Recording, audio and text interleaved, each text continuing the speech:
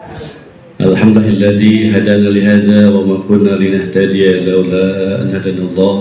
أشهد أن لا إله إلا الله وحده لا شريك له وأشهد أن محمدا عبده ورسوله لا نبي بعده.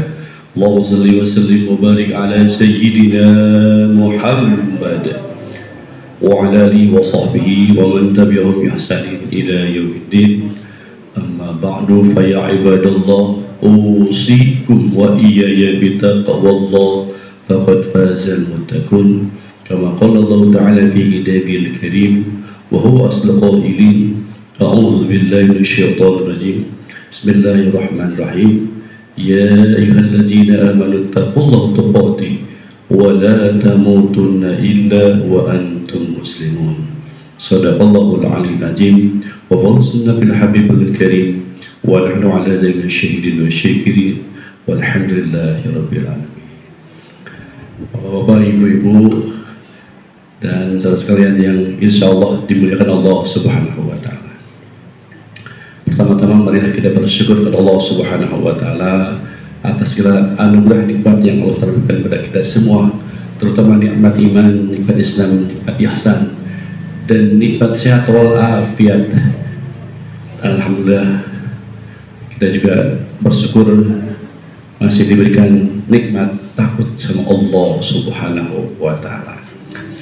Sehingga pada kesempatan yang penuh hikmah ini, hari Ahad tanggal 4 April 2021 ini atau tanggal 21 Sya'ban 1442 Hijriah, alhamdulillah kita dipertemukan dalam keadaan sehat walafiat, silaturahmi untuk mendoakan ayah, ibu, kakek, nenek kita yang telah meninggal dunia. Wabil khusus kepada Bapak almarhum Bapak Abdul Manan bin Ahdi, Ibu Siti Indun binti Emrois, dan Haji Muslim bin Haji Abdurrahman. Mudah-mudahan ahli kubur ayah, kakek, nenek, ibu, dan semuanya yang telah meninggal kita ada dalam perlindungan maghfirah Allah Subhanahu wa Ta'ala.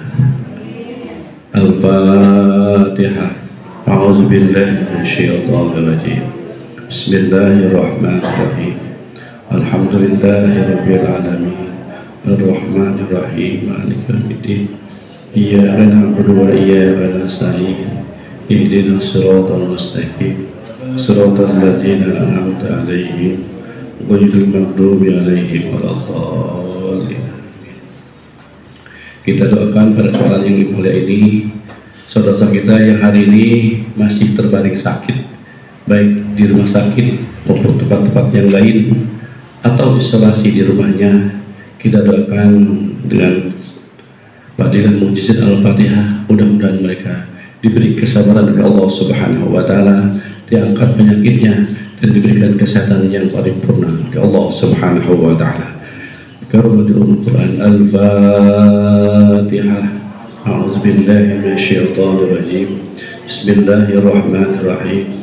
Alhamdulillahirabbil alamin. Arrahmanir rahim. Maliki yaumiddin. Iyyaka na'budu wa iyyaka nasta'in. Ihdinas siratal mustaqim.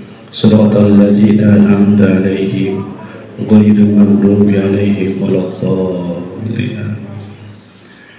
Kemudian kita mohon kepada Allah Subhanahu wa Ta'ala, kita semua mudah-mudahan dipanjangkan usia dunia kita untuk beribadah terus kepada Allah Subhanahu wa Ta'ala. Mudah-mudahan Allah juga sempurnakan kesehatan kita.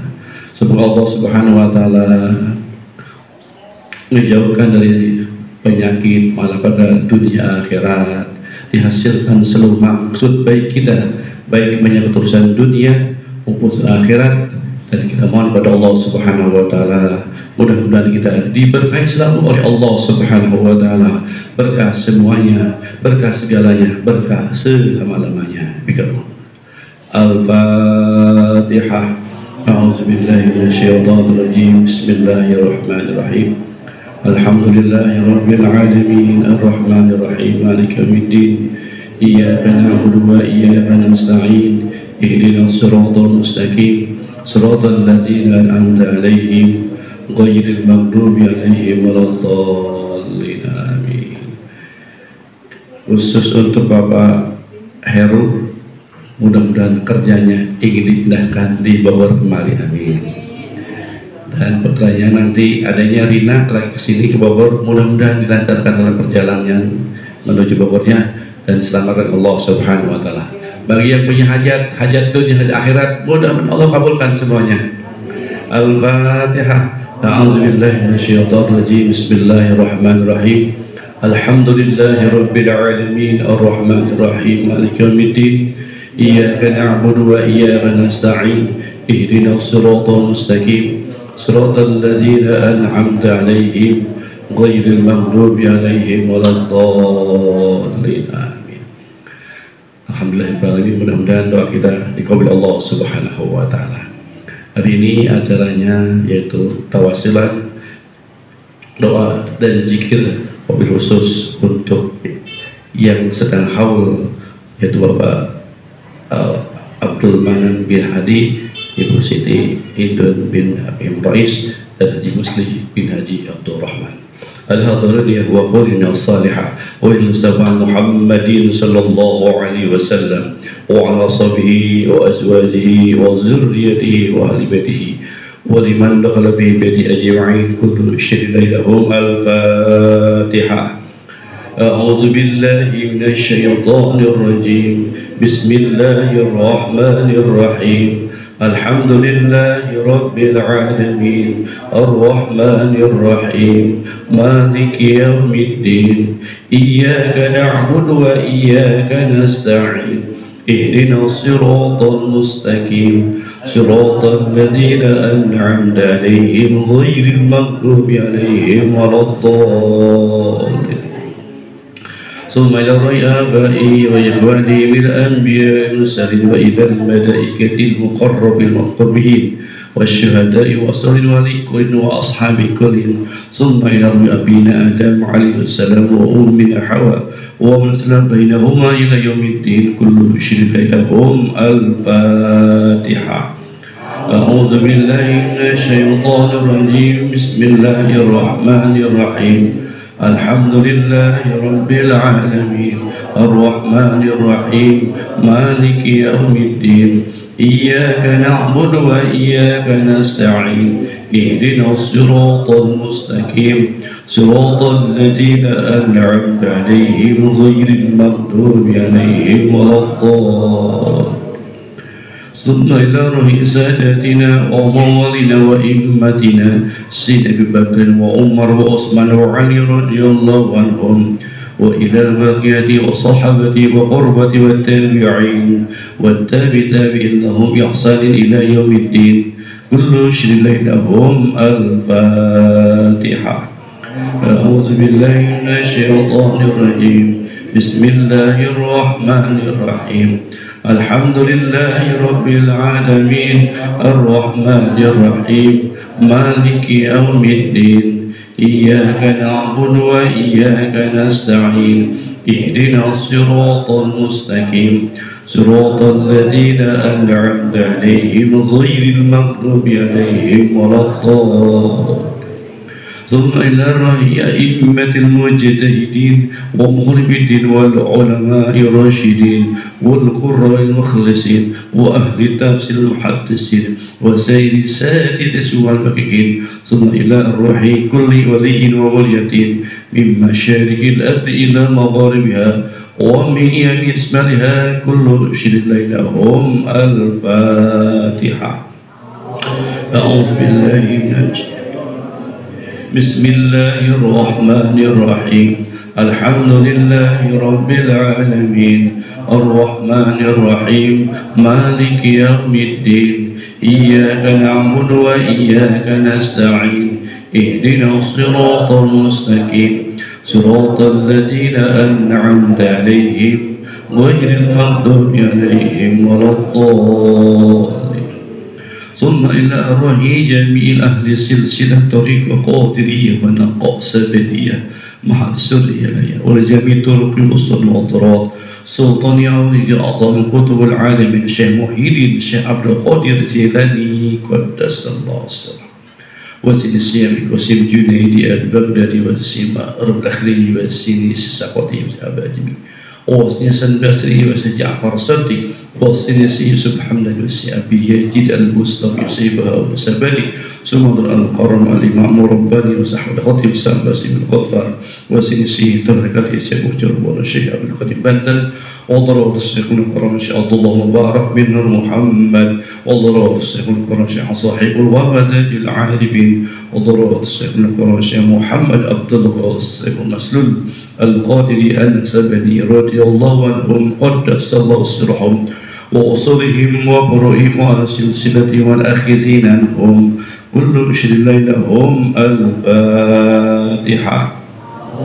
أعوذ بالله من الشيطان الرجيم بسم الله الرحمن الرحيم الحمد لله رب العالمين الرحمن الرحيم مالك يوم الدين إياك نعبد وإياك نستعين اهدنا الصراط المستقيم صراط الذين أنعمت عليهم غير المغضوب عليهم ولا الضالين آمين.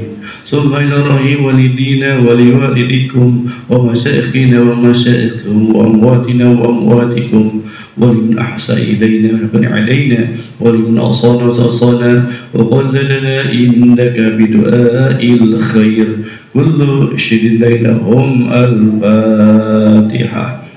أعوذ بالله من الشيطان الرجيم بسم الله الرحمن الرحيم الحمد لله رب العالمين الرحمن الرحيم مالك يوم الدين إياك نعبد وإياك نستعين اهدنا الصراط المستقيم صراط الذين أنعمت عليهم غير المغضوب عليهم ولا الضالين.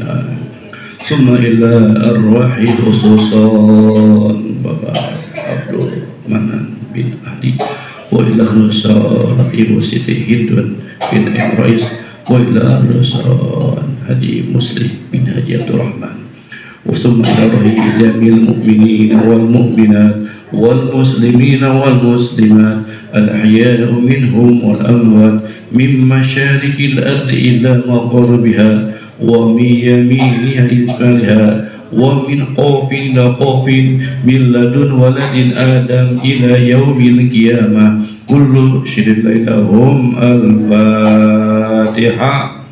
أعوذ بالله من الشيطان الرجيم بسم الله الرحمن الرحيم الحمد لله رب العالمين الرحمن الرحيم مالك يوم الدين إياك نعبد وإياك نستعين اهدنا الصراط المستقيم صراط الذين أنعمت عليهم غير المغضوب عليهم ولا الضالين. بسم الله الرحمن الرحيم اللهم صل على سيدنا محمد وعلى سيدنا محمد ربنا آتنا من رحمة وهيئ لنا من أمرنا رشدا ربي زدني علما ورزقني فهما رب اشرح صدري ويسر أمري واحلل عقدة من لساني يفقهوا قولي سبحانك لا علم لنا إلا ما علمتنا إنك أنت العليم الحكيم وحسبنا الله ونعم الوكيل نعم المولى ونعم النصير ولا حول ولا قوة إلا بالله العظيم. إلهي أنت مقصودي ورضاك مطلوبي أعطني محبتك ومعرفتك. أعوذ بالله من الشيطان الرجيم بسم الله الرحمن الرحيم ياسين والقرآن الحكيم إنك لمن المرسلين على صراط مستقيم تنزيل العزيز الرحيم لتنذر قوما ما أنذر آباؤهم وهم غافلون لقد حق القول على أكثرهم وهم لا يؤمنون إنا جعلنا في أعناقهم أغلالا فهي إلى الأذقان فهم مقمحون وجعلنا من بين أيديهم أيديهم سدا ومن خلفهم سدا فاغشيناهم فهم لا يبصرون وسواء عليهم أأنذرتهم أم لم تنذرهم لا يؤمنون إنما تنذر من اتبع الذكر خشي الرحمن بالغيب فبشره بمغفرة وأجر كريم إنا نحن نحيي الموتى ونكتب ما قدموا وآثارهم وكل شيء أحصيناه في إمام مبين واضرب لهم مثل قرية إذ جاء المرسلون إذ أرسلنا إليهم اثنين فكذبوهما فعززنا بثالث فقالوا إنا إليكم مرسلون قالوا ما أنتم إلا بشر مثلنا وما أنزل الرحمن من شيء إن أنتم إلا تكذبون قالوا ربنا يعلم إنا إليكم لمرسلون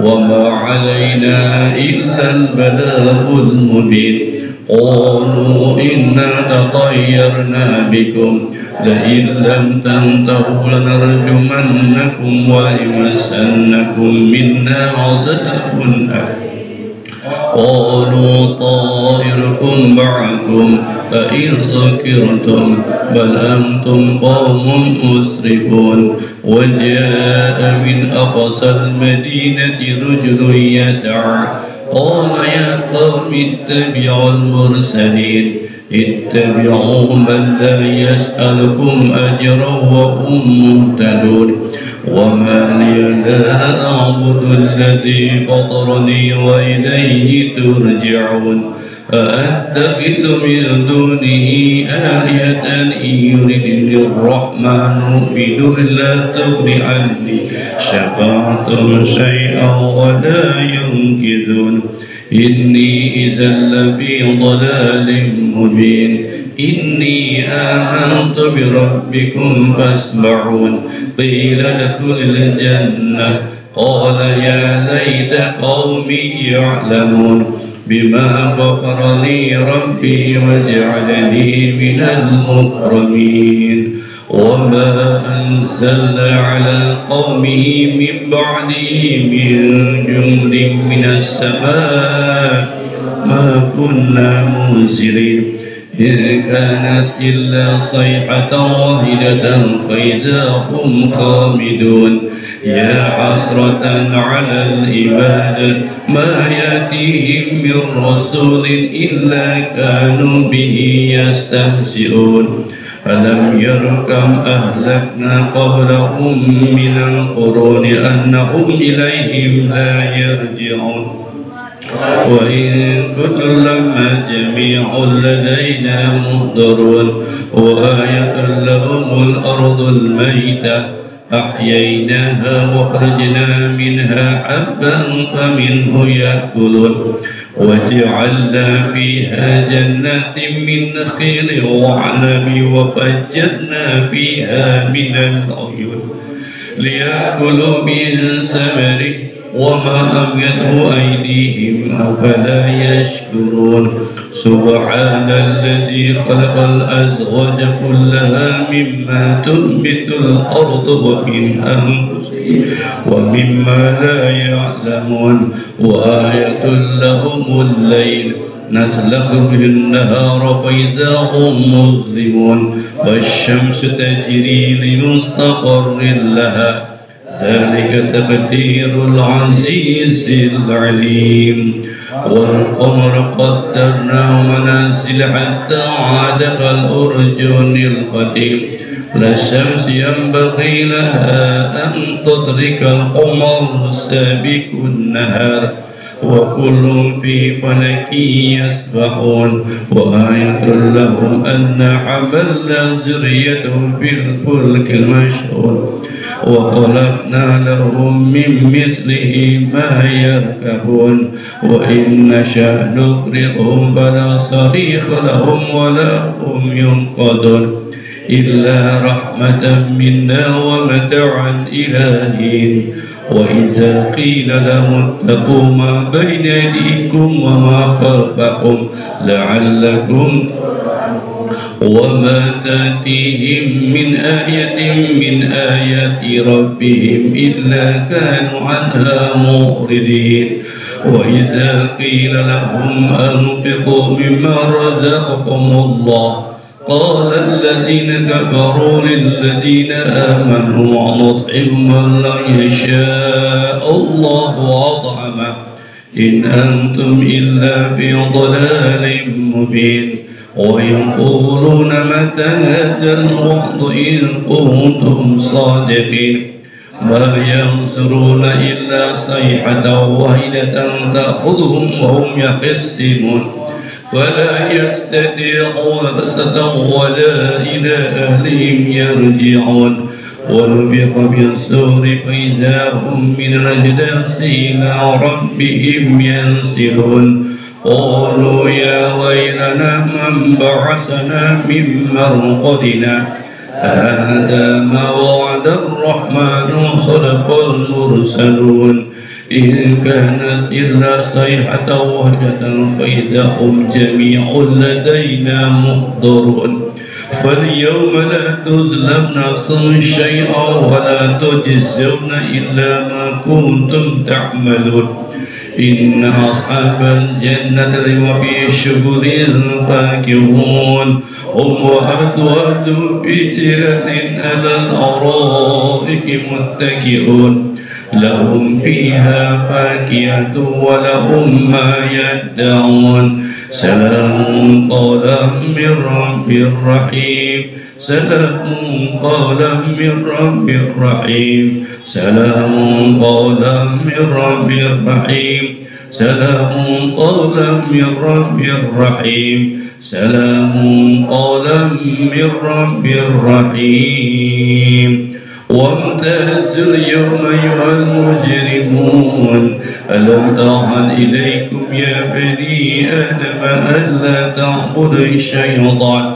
إنه لكم عدو مبين وأن يعبدوني هذا صراط مستقيم ولقد أضل منكم جبلا كثيرا أفلم تكونوا تعقلون هذه جهنم التي كنتم توعدون يصلوها اليوم بما كنتم تكفرون اليوم نختم على أفواههم وتكلمنا أيديهم وتشهد أرجلهم بما كانوا يكسبون ولو نشاء طمسنا على أعينهم فاستبقوا الصراط فأنى يبصرون ولو نشاء مسخناهم على مكانتهم فما استطاعوا مضيا ولا يرجعون ومن نعمر في الخلق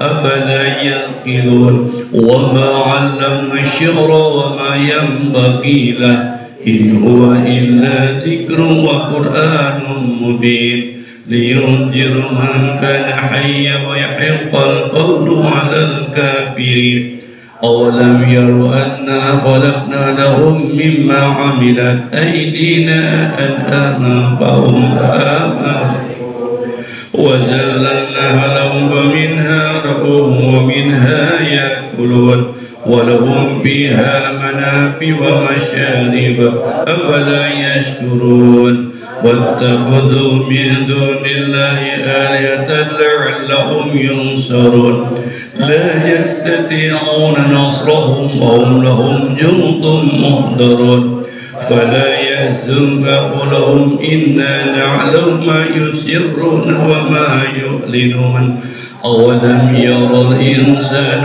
أنا خلقناه من نطفة فإذا هو خصيم مبين وضرب لنا مثلا ونسي خلقه قال من يحيي العظام وهي رميم قل يحييها الذي أنشأها أول مرة وهو بكل خلق عليم الذي جعلكم من الشجر الأخضر نارا فإذا أنتم منه توقدون أوليس الذي خلق السماوات والأرض بقادر على أن يصلحهم بلى هو الخلاق العليم إنما أمره إذا أراد شيئا أن يقول له كن فيكون وسبحان الذي بيده ملكوت كل شيء وإليه ترجعون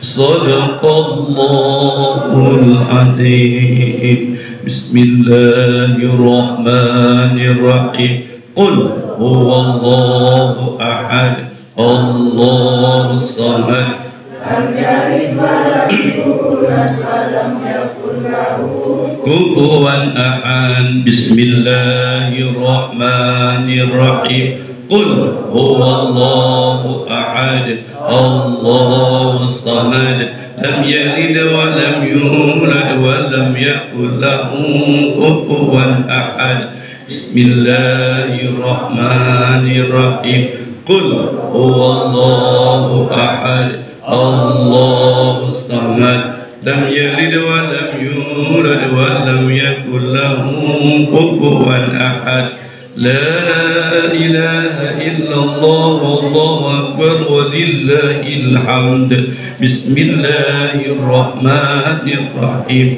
قل أعوذ برب الفلق من شر ما خلق ومن شر غاسق إذا وقب ومن شر النفاثات في العقد ومن شر حاسد إذا حسد لا إله إلا الله والله أكبر ولله الحمد بسم الله الرحمن الرحيم قل أعوذ برب الناس ملك الناس إله الناس من شر الوسواس الخناس الذي يوسوس في صدور الناس من الجنة والناس الفاتحة أعوذ بالله من الشيطان الرجيم بسم الله الرحمن الرحيم الحمد لله رب العالمين الرحمن الرحيم مالك يوم الدين إياك نعبد وإياك نستعين اهدنا الصراط المستقيم صراط الذين أنعمت عليهم غير المغضوب عليهم ولا الضالين آمين بسم الله الرحمن الرحيم ألف لام ميم ذلك الكتاب لا ريب فيه هدى للمتقين الذين يؤمنون بالغيب ويقيمون الصلاة ومما رزقناهم ينفقون والذين يؤمنون بما أنزل إليك وما أنزل من قبلك وبالآخرة هم يوقنون أولئك على هدى من ربهم وأولئك هم المفلحون وإلهكم إله واحد لا إله إلا هو الرحمن الرحيم الله لا إله إلا هو الحي القيوم لا تأخذه سنة ولا نوم له ما في السماوات وما في الأرض من ذا الذي يشفع عنده إلا بإذنه يعلم ما بين أيديهم وما خلفهم ولا يحيطون بشيء من علمه إلا بما شاء وسع كرسي السماوات والأرض ولا يعضو حفظهما وهو العلي العظيم لله ما في السماوات وما في الأرض وإن تبدوا ما في أنفسكم أو تخفوا يحاسبكم به الله فيغفر من يشاء ويعذب من يشاء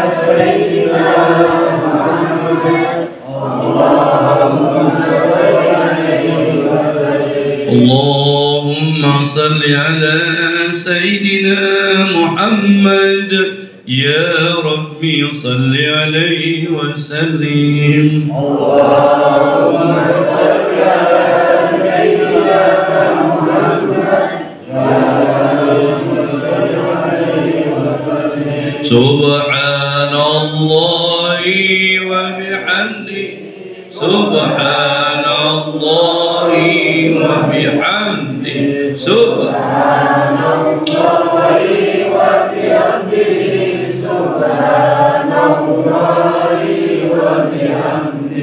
سبحان الله وبحمده سبحان الله وبحمده سبحان الله وبحمده سبحان الله وبحمده سبحان الله وبحمده سبحان الله وبحمده سبحان الله وبحمده سبحان الله وبحمده سبحان الله وبحمده. اللهم صل على حبيبك سيدنا محمد وآله وصحبه وسلم.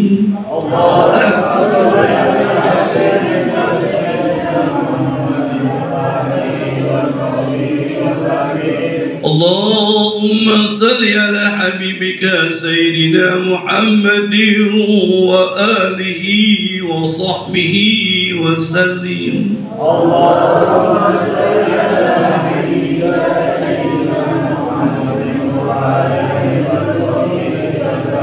اللهم صل على حبيبك سيدنا محمد وعلى آله وصحبه وبارك وسلم أجمعين. اللهم صل على سيدنا محمد وعلى آله وصحبه وبارك وسلم. الفاتحة. أعوذ بالله من الشيطان الرجيم. بسم الله الرحمن الرحيم. الحمد لله رب العالمين الرحمن الرحيم مالك يوم الدين إياك نعبد وإياك نستعين اهدنا الصراط المستقيم صراط الذين أنعمت عليهم غير المغضوب عليهم ولا الضالين آمين. إن الله وملائكته يصلون على النبي يا أيها الذين آمنوا صلوا عليه وسلموا تسليما. اللهم صل وسلم وبارك عليه. اللهم صل على حبيبنا وشافعنا ومولانا محمد وسلم رضي الله تبارك وتعالى عن كل صحابة رسول الله أجمعين. بسم الله الرحمن الرحيم. الحمد لله رب العالمين حمدا نائمين حمدا شاكرين حمدا يوفي نعمه ويكفي الزيادة.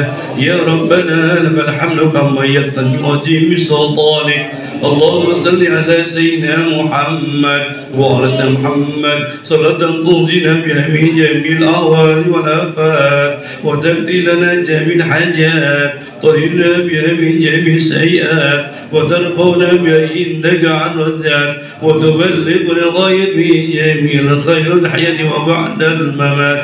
اللهم اغفر لنا ذنوبنا ولوالدينا وارحمهم كما ربونا صغارا ولجميع المؤمنين والمؤمنات والمسلمين والمسلمات الأحياء منهم والأموات من مشارق الأمر بها ودم بينهم بالخير بالبر والرحم وأنت الرحيمين. ولا حول ولا قوة إلا بالله العلي العظيم.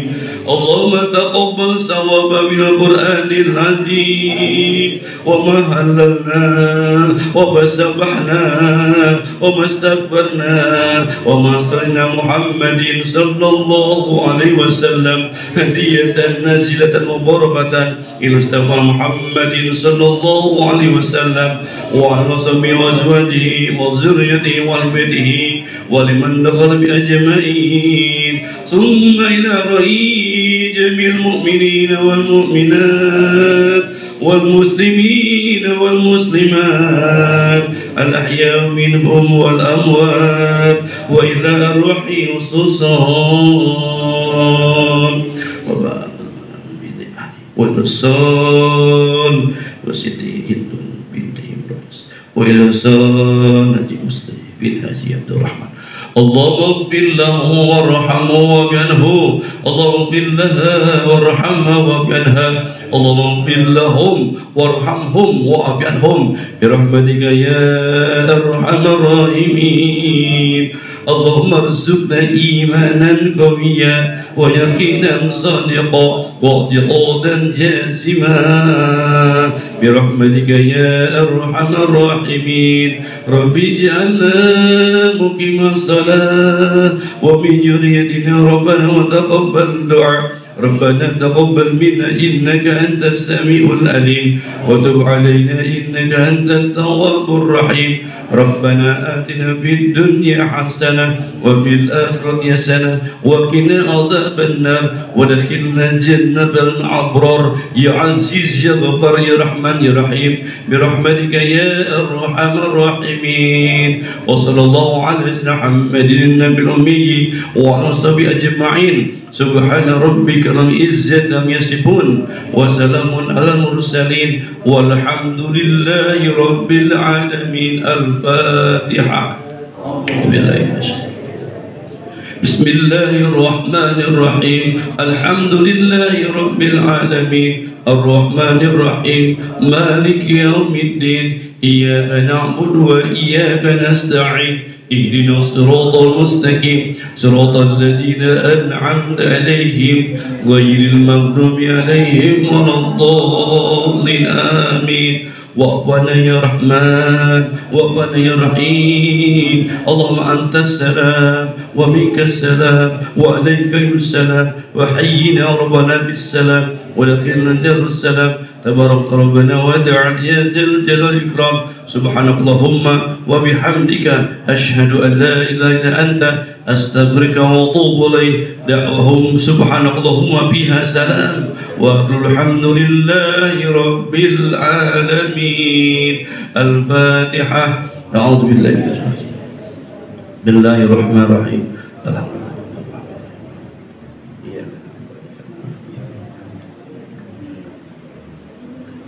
يا ربي بالمصطفى بلغ مقاصدنا واغفر لنا ما مضى يا واسع الكرم يا ربي بالمصطفى بلغ مقاصدنا واغفر لنا ما مضى يا واسع الكرم يا ربي بالمصطفى بلغ مقاصدنا واغفر لنا ما مضى يا واسع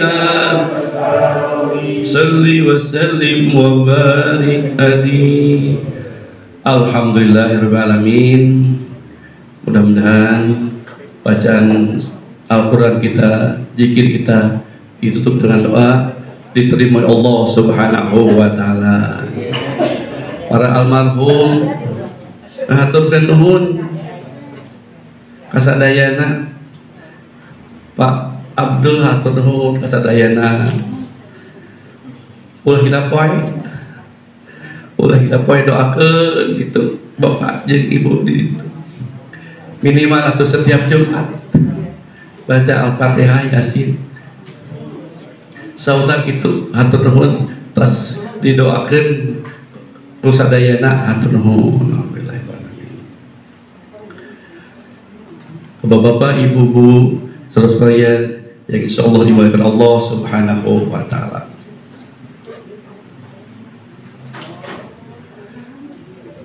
ketika Adam dan iblis akan diturunkan Allah Subhanahu wa taala ke muka bumi,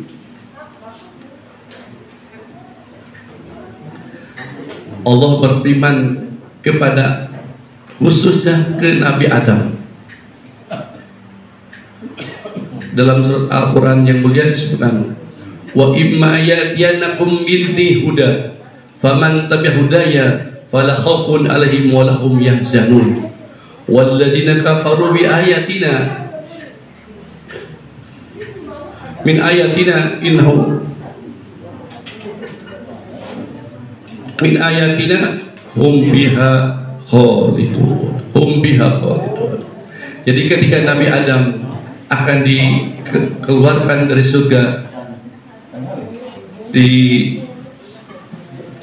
akan dikeluarkan ke bumi, ayah ibu kita itu ke Nabi kita, ke ayah kita berfirman, kalau di sana nanti di dunia ini, fa imma ya'tiyanakum minni huda, apabila kalian dapat nanti hidayah, petunjuk tentang Islam, fa imma ya'tiyanakum minni huda fala khaufun 'alaihim wa lahum yahzanun.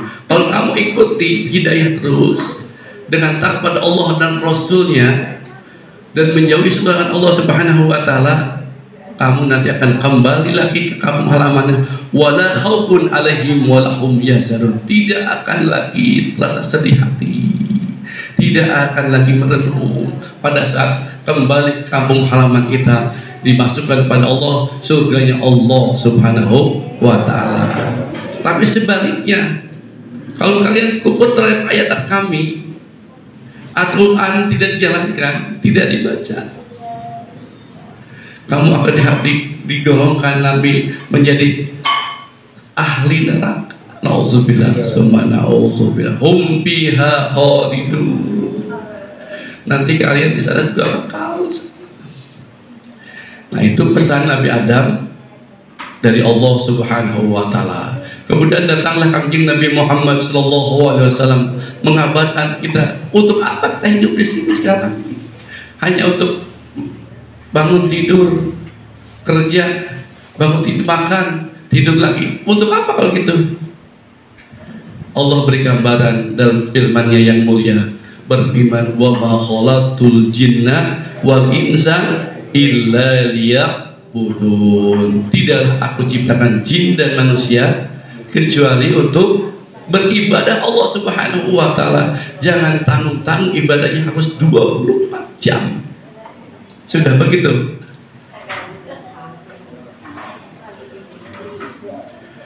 Masih jauh ya. Padahal kita sebentar lagi mau dipanggil sama Allah Subhanahu wa taala. Kulun nafsun ja'iqatun, setiap yang bernyawa akan merasakan mati. Punya nyawa? Nggak ada nyawanya? Itu ayat nyawaan perentul. Masih ada nyawa. Kalau sudah tidak ada nyawa tersebut, mayat tidak akan kesini. Ketemu juga takut.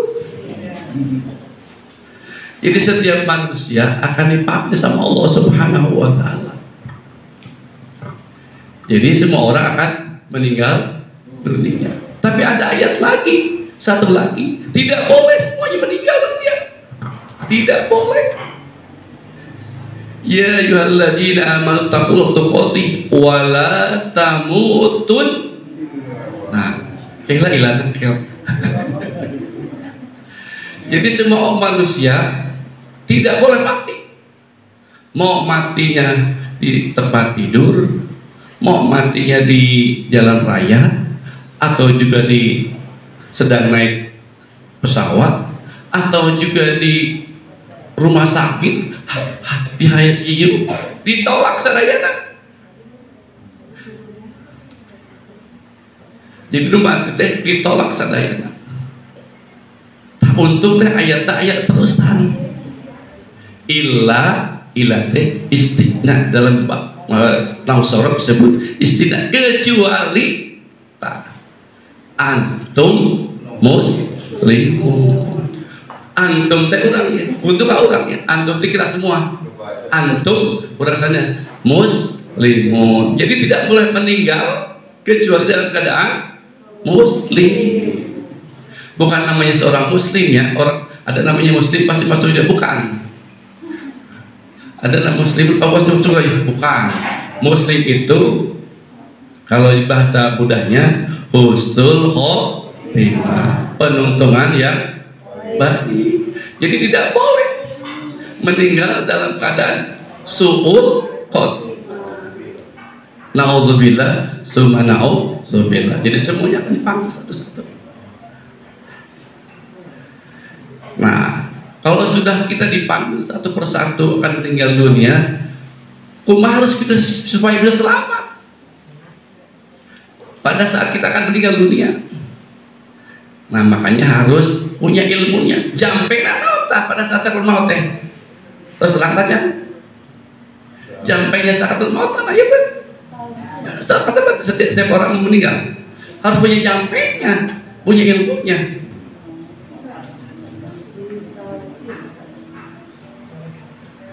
Punya jampenya atas belajar jampenya sakaratul maut. Kenapa ini paralangir? Jangan bawa ilmunya, masya Allah. Ini kita cuma hidupnya cuma 63 tahun, seperti umurnya kaki Nabi Muhammad Sallallahu Alaihi Wasallam. Yang lebih mah bonus, ya. Yang kurang pasti 63. Jadi kita harus punya jampenya, cukup jampe ilmunya. Apa jampenya? Untuk ayat sabda kanjeng Nabi Muhammad sallallahu alaihi wasallam, qala Nabi sallallahu alaihi wasallam, man akhiri kalamihi la ilaha illallah dakhala jannah. Jadi siapa saja yang mengakhiri kalamnya, perkataannya pada saat sakaratul maut dengan la ilaha illallah dakhala jannah. Tahqiq kan kita hukum atas dan belajar itu belajar kata. Jadi setiap manusia, jadi kata Rasulullah, siapa saja yang membaca la ilaha illallah pada sakaratul maut akan dimasukkan dalam surganya Allah Subhanahu wa taala. Tapi alhamdulillah kita ada kebudayaan, kebiasaan pada sakaratul maut suka ada yang talqin. Betul ya? Di telinga kanannya baca apa? Talqin teh. Subhanallah. Oh iya. Jadi subhanallah. Jadi alhamdulillah. Jadi telinga kita dari kanan itu baca talqin. Kenapa talqin? Yaqinu mautikum la ilaha illallah. Itu sabda Nabi Muhammad SAW. Talqinlah oleh kalian semua bagi orang yang akan meninggal dunia. Nah, orang meninggal dunia itu pada saat talqinnya, pada saat benar-benar sakarat. Kinten pada saat kita ditalqin sama kita, orang yang meninggal dunia nurutan mah. Insyaallah. Baru insya Allah. Semoga mudah-mudahan. Jadi Bapak Ibu, ketika sakaratul maut itu kita tes sakarat itu dalam bahasa Arab sakarat itu mabok, kermabok, keliur. Jadi pada saat kermabok baca la ilaha illallah, aduh, bisa nggak? Jangankan seperti itu. Pada saat sakit gigi juga ada yang nyetel musik, aduh gini kita lagi masuk sakit gigi. Apalagi pada saat sakaratul maut, orang teh ayah anak, cucu, semua min, ayo pak, la ilaha illallah. Hari terbiasa mah hese, nggak akan, tidak biasakan selama hidupnya berzikir la ilaha illallah, la ilaha illallah, la ilaha illallah. Hesek, nggak akan berhasil. Makanya pada saat sekarang yang masih punya raga, punya jasad, punya rasa, amalkan. Amalkan apa? Zikir La ilaha illallah. Jadi pada saat ayat nutal kita sakal maut ayat nanti ayat itu biasa langsung. Jadi baca yang kemeninggal la ilaha terbiasa karena biasa diucapkan oleh kita. Nah sekarang pertanyaannya, la ilaha illallah yang mana? Yang biasanya yang selamat itu. Harusnya la ilaha illallah itu yang sudah bersertifikat dari Kanjeng Nabi Muhammad sallallahu alaihi wasallam. Jadi kalau sudah bersertifikat mah enak. Setiap hari ibu bisa 1000. La ilaha illallah, la ilaha illallah, la ilaha illallah 1000 sehari teh. Kalau kita berapa? Kadang subuh 33, zuhur prek, asar lewat deui, maghrib 33 lagi, isya tunuh.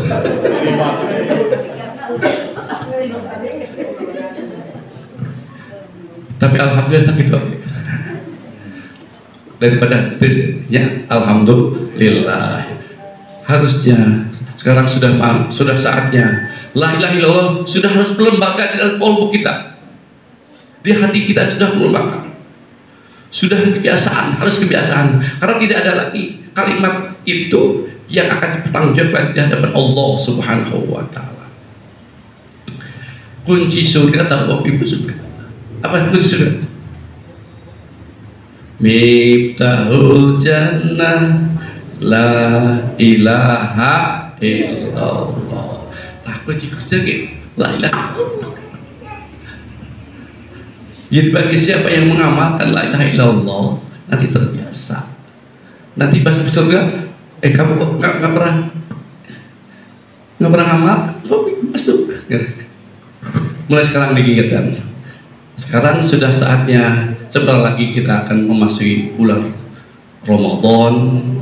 Nah itu kalau bapak-bapak ibu tahu itu, kalau kita melaksanakan zikir la ilaha illallah itu akan membersihkan qalbu kita, penyakit-penyakit hati seperti iri, dengki, sum'ah, sombong, angkuh, sadaya penyakit hati akan tersinggung. Kalimat pertama kalimat la ilaha illallah.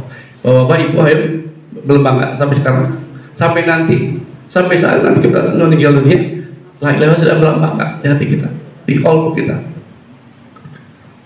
Jadi kalau ada yang ketika ada yang mentalkin kita meninggal dunia, sudah biasa gitu ya. Makanya diamalkan sebaik-baiknya. Alhamdulillahirabbil alamin. Biasa kita ibu-ibu sering baca kalau dalam pengajian supaya masuk surga, ya Allah biha, ya Allah biha, ya Allah bihusnil khatimah, ya Allah biha, ya Allah biha, ya Allah bihusnil khatimah, ya Allah biha, ya Allah biha, ya Allah bihusnil khatimah, ya Allah biha, ya Allah biha, ya Allah bihusnil khatimah. Nah itu kan sayang kita kepada Allah. Tapi yang dilakukan apa? Laksanakan zikirnya la ilaha illallah. Tadi sudah dimulai di kita ini dimulai tadi zikir. Sekarang itu namanya tahlilan. Tahlilan itu apa? Tahlilan itu kalimatnya satu, la ilaha illallah. Yang disampaikan sekarang ini sampai pada yang kita tuju. Mudah-mudahan kita istiqomahkan berzikir kalimat la ilaha illallah. Bagi yang sudah punya, amankan, lestarikan kalimat itu sampai kita dipanggil oleh Allah Subhanahu wa taala.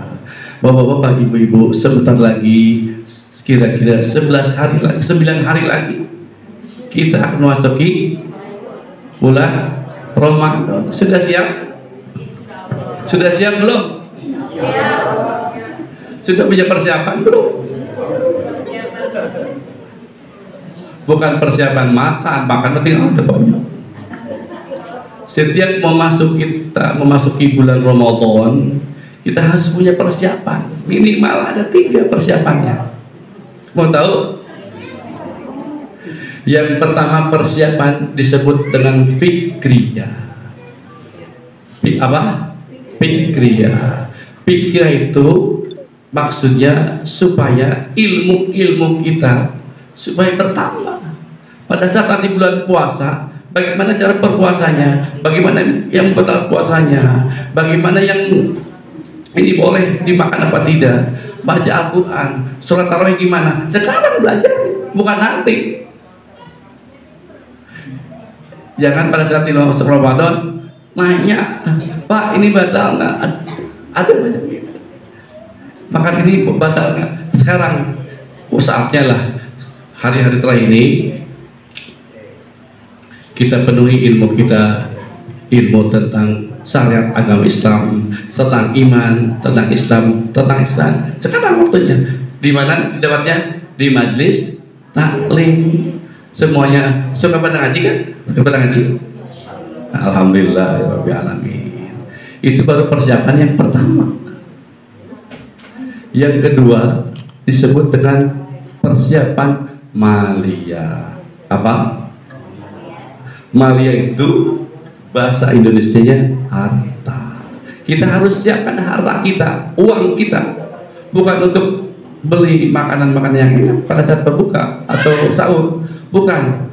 Kita berniat nanti di bulan puasa kita akan berinfak dan bersedekah setiap hari. Siap? Kalau besar tidaknya mah tergantung sudah tua kencelengnya sudah tahu. Kan keluarkan dompetnya yang merah, yang biru, yang mana yang pas kerja lain. Biru. Kita kira yang mana yang merah yang biru nih. Setiap ada kenceleng gitu kan. Tapi ada yang khusyuk. Yang khusyuk pada saat ada kenceleng dia khusyuk. Pada saat ada kenceleng dia khusyuk. Setelah kenceleng ada dia bisa lagi. Ada gitu juga ya. Jadi kita persiapan apa? Harta, uang kita. Kalau sudah punya, nanti sudah punya uang, kita siapkan. Dimulai sekarang. Sudah 30 hari, kita siapkan uang sekarang. Jadi setiap hari ada kenceleng 1.000. Nah kalau 1.000, 30.000 kita siapkan sekarang. Pada saat tarawih masukin setiap hari. Dan nanti pada saat akhir Ramadan kita siapkan juga zakat fitrah. Bagi bapak-bapak yang punya penghasilan minimal 50 juta sebulan, setahun, hebat ya setahun ya, sebulan mah. 50 juta sebulan, setahun harus mengeluarkan zakat 2,5%. Kalau saya gajinya di bawah 50 juta, masuknya infak dan sedekah. Jadi harus siap, insya Allah. Itu persiapan dan persiapan yang ketiga untuk memasuki bulan Ramadan ini adalah persiapan ruhiyah kita. Ruh kita, batin kita sudah siap belum dengan penyakit hatinya? Harus bersih. Sudah masuk Ramadan tuh harusnya tidak ada yang ngomongin lagi, tidak ada yang iri, tidak ada yang dengki, tidak ada yang hasud. Semuanya penyakit hati itu harus bersih pada saat masuk bulan Ramadan. Kalau kita masih seperti itu, pembersihnya apa? Pembersihnya hanya satu, zikir, yaitu kalimat la ilaha illallah. Jadi itu kalau bapak-bapak, ibu-ibu yang pada saat masuk kita, ruh kita sudah bersih, suci, insya Allah ketika kita memasuki bulan Ramadan, maka kita persembahkan Ramadan ini yang terbaik tahun ini. Ramadannya jangan seperti tahun-tahun sebelumnya. Kita akan persembahkan Ramadan ini Ramadan yang terbaik yang pernah ada selama hidup kita. Hati kita selalu nyambung sama Allah Subhanahu wa taala. Naon si eta? Di dalam hati kalbu kita zikir terus.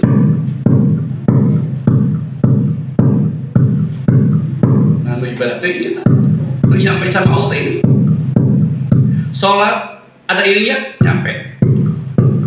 Zakat tidak sampai ke fakir miskin, ada ininya, nyampe. Puasa juga ada ininya, nyampe. Demikian juga haji dan umroh, tidak sampai ke Mekah dan Madinah, kalau ada ininya sampai pada Allah Subhanahu wa Ta'ala. Inilah yang membersihkan batin kita, qalbi kita, supaya penyakit-penyakit hati kita bersih dari hidup, dari qalbu kita. Sehingga kalau kualitas terus puasanya seperti itu selama 30 hari, maka akan dapat jaminan seperti sabda Nabi Muhammad sallallahu alaihi wasallam, man shoma ramadanan imanan wa ihtisaban ghufira lahu ma taqaddama min dzambi. Siapa saja yang berpuasanya Ramadan dengan penuh keimanan dan hanya mengharap ridho Allah Subhanahu wa Ta'ala, akan diampuni segala dosanya yang telah lalu dan yang akan datang. Mudah-mudahan kita semua mendapat hidayah dan taufik Allah Subhanahu wa Ta'ala. Disampaikanlah umur kita ke dalam bulan Ramadan dalam bulan bersih, insya Allah hanya mengharap ridho Allah Subhanahu wa Ta'ala. Mudah-mudahan ada manfaatnya. Itu saja yang dapat saya sampaikan pada kesempatan ini. Mohon maaf lahir batin dunia akhirat. Walaupun wabillahi taufiq wa hidayah. Wassalamualaikum warahmatullahi wabarakatuh.